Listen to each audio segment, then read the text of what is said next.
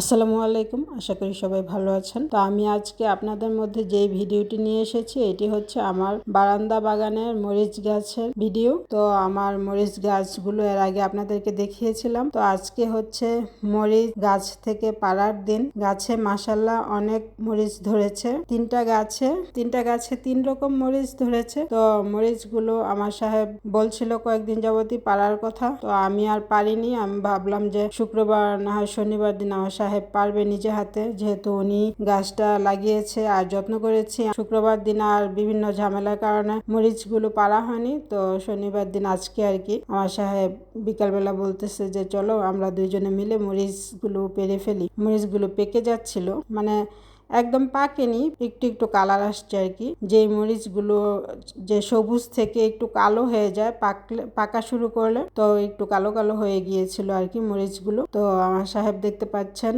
মাশাআল্লাহ, সবাই মাশাআল্লাহ বলতে ভুলবেন না। মরিচ পাড়ছে, একদম গোড়া থেকে মরিচ ধরেছে আগা পর্যন্ত। তারপর ফুল কড়া সবকিছু মিলিয়ে গাছগুলো আসলে বাহিরে বের করে দেয়া হয়েছে। তো সেই জন্য আর কি আমি মরিচগুলো এত ভালো করে আপনাদেরকে দেখাতে পারতেছি না। এই যে দেখতে পাচ্ছেন আমার মরিচগুলো, মাশাআল্লাহ অনেকগুলো মরিচ হয়েছে।